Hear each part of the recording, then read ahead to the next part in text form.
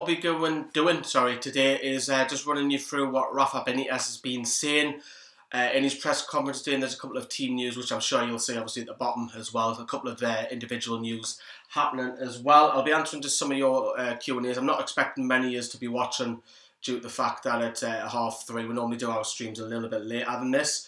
But let's crack on with some of the news, and we'll have a look at if there's any questions that you guys want to fire at us or not. So, you know, Rafa's admitted that he's going to be talking to the club still about his future. He said there's no rush for it. There's no news at the moment, and there's plenty of time for that contract to be signed as well. So, am I worried about that? No, I don't think many Newcastle fans should be. The only thing that I think Rafa will have in his contract is the owner. Are we going to have a new owner? What's his position? What's his money and things like that? You know, so that's probably we'll wait and summer if there is a new bid coming in for the club or not. Now he's talked about obviously transfers because he wants the transfers done like literally straight away. So he's talked about like he wants the transfers done quickly. Now the transfer window actually officially opens in 29 days. The FA have brought that forward because of the World Cup, because they want obviously deals done quickly out the way, because when the World Cup's on, the news with Newcastle kind of dies off. It's difficult to get more players and so on and so on. So he said that, look, if he's not worried about the transfers, he's not worried about the length of the contract, he's happy that the club act quickly and do it right. Now we know last season when we came up, the board let him down massively, because when we won the title in dramatic circumstances, which is great, Rafa said, right, okay, it's May, let's go and get Wabais, and the board let him down. So for me, the board have to act quickly, because we don't want the same carry on year after year, talking about Rafa's transfers, talking about Rafa's contract every single year. It seems to be that conversation as well now. Okay, so let's move forward to Islam Slimani. Obviously you can read some of the news at the bottom there. Islam Slimani will stay at the club despite being banned for the final 3 games. Many will probably ask the question, well, there's no point. I would probably be one of them. I'm not going to lie. I'll probably say, what's the point of him sticking around? But, you know, Rafa said he's happy with that. He's keeping the players and the strikers sharp in training. And I guess it gives Rafa more time to look at Slimani. I'm against signing him personally. I don't think, you know, a guy who's been injured 2.5 months gets himself banned and plays 4 games. That's not successful for me. Don't care if he's talented or not. I wouldn't go with that. And it talks about his future will happen next week, Rafa Benitez said. So we'll see on that one as well. This is interesting. Team news for you. Rafa has admitted he will make changes for the Watford game to keep players on their toes. So that'll be interesting to see who comes in. He still wants the 3 points after obviously the 2 consecutive defeats that we've had. So he wants to go for the 3 points, but there will be changes made, which will be interesting. I'm going to be doing the whiteboard later on tonight. I'm going to head out and enjoy the sunshine because it's absolutely lovely. So the whiteboard will be out tonight. So trying to predict Rafa's side will be pretty difficult. However, there are some team news. Kieran Clark is out and Christian Atsu is also ruled out. So those 2 will not feature. That's not 100% what Rafa said. What he did actually turn around and say that it's unlikely. So I'm going on the predicament, that those 2 will not feature at all. So I'm ruling them out. So there's no Clark and no Atsu. Would have started with the rotation? Possibly. Now, the targets were obviously in the start of the season was to stay up. We all know that. And Rafa said, look, if Newcastle finished 17th, it's successful. However, he said that now that they're here and they're sitting in the top 10, DeAndre Yedlin's already talked about it this week, is that the aim now is for Newcastle to finish in that top 10, and that's what Rafa is going with. I personally think that we've got to win this game, because I don't think we'll get much from Spurs at Wembley. And then, depending on Chelsea next week, what they're playing for. They've got the FA Cup, so they may rotate. If 4th place is gone for them, they can't get that, we might have a chance there as well. But speaking of Watford, he expects a couple of surprises from Watford. He believes they're not. However, he does believe that they're not the same side that absolutely walloped us 3-0 at St James's, because that was a total different Watford side. I mean, they had an actual field day down our right side, and he thinks that, he didn't actually say form, he just said they're not the same side, which is basically the same thing. And I know that they've got a new manager and so on, and they've got a couple of tricky wingers and so on, but I'll still expect us to win them. I'll answer some of your questions in just a second. So, I'm not personally at the game, but we've got 2 of our guys at the Watford game who'll be doing a couple of coverage from us, Kyle and Mark. So those will be down Vicarage Road for us. That's the beauty of obviously having more than just one person. There is 11 of us. So we'll be covering that game. We'll get a couple of match day vlogs from those guys as well. As I said, the whiteboard later on tonight. Still waiting on the Watford lads to send over their video. I've already sent mine over, so hopefully we get the Watford perspective later on tonight. If not, then at least we've still got a video coming out tonight. What I'll do now is I'll run you through some of them Q&As and then we'll wrap up, because I just want it to be short as well. Right, okay, how long have you done YouTube? 100% Heat Army. Well, this channel is coming up to its 3 year. The rebrand is 2 years ago. In May it was, actually. John Joe Bolton, do you think he will stay? He, as in being Rafa, I believe you're asking there, John Joe. Yeah, I think he will. I think he's hot here, and I think he's got the connection now, quite similar to what he has with Liverpool. I think he has that with us as included in there as well. Virtual Sports Network, any recommendation for advice for small YouTubers? Consistency. You've got to have consistency as a YouTuber. If you do a video sporadically where you've got one video on a Tuesday, then you haven't got a video for another 2 weeks, that is not going to help you one bit. So I would start there, and then you can learn the ropes with graphics and things like that and tags and stuff. Shout out to Jamie Jeff Gale. There you go, mate. Who is your favourite Newcastle player right now, or top 3 if you can't think of one? That's by Virtual Sports Network. I don't really have a favourite, to be fair.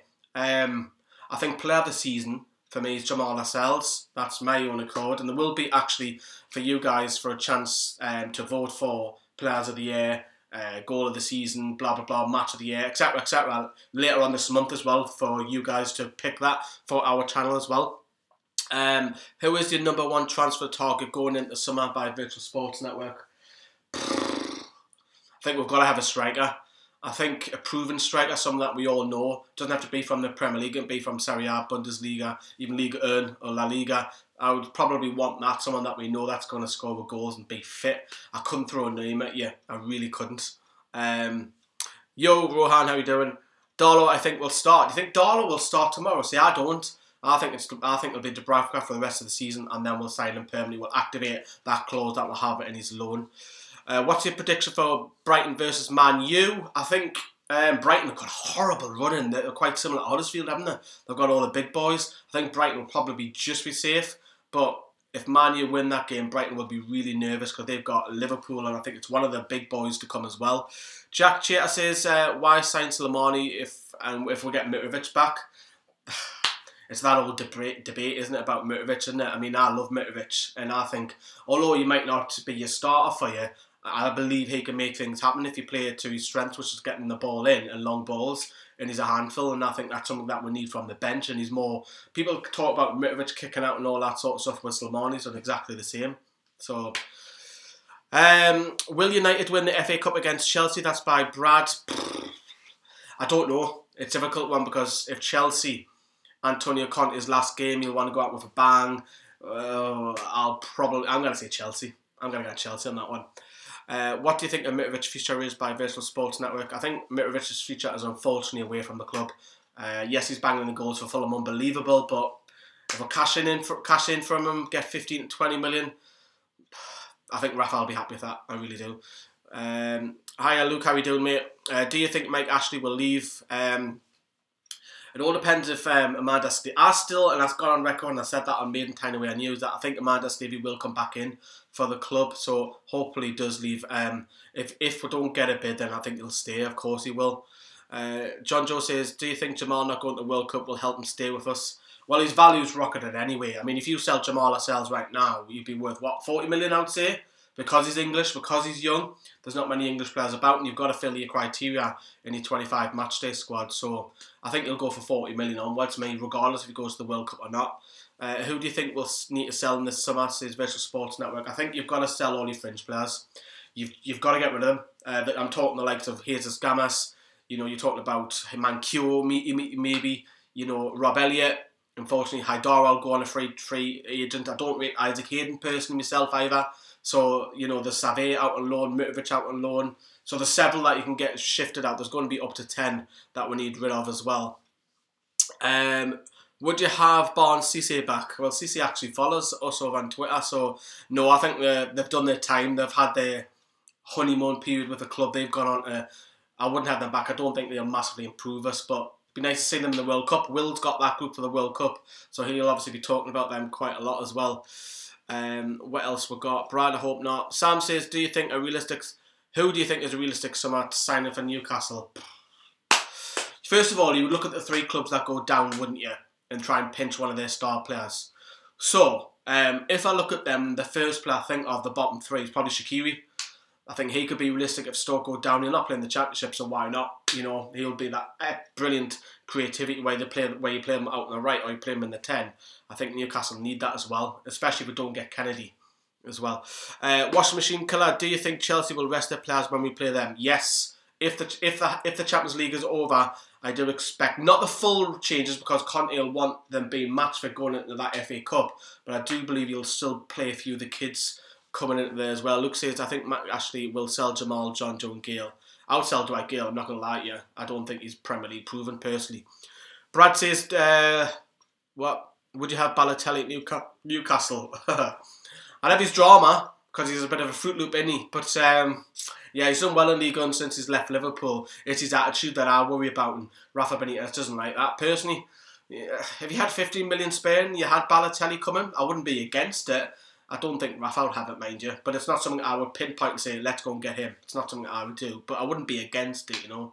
How much do you think we need to spend? Between 80 and 100 million. I generally think that's how much we need to strengthen, and we'll get some money in from selling players, and that'll probably contribute towards that. But for Newcastle to be pushing to that next bracket, and when I mean next bracket, I'm not talking Europe.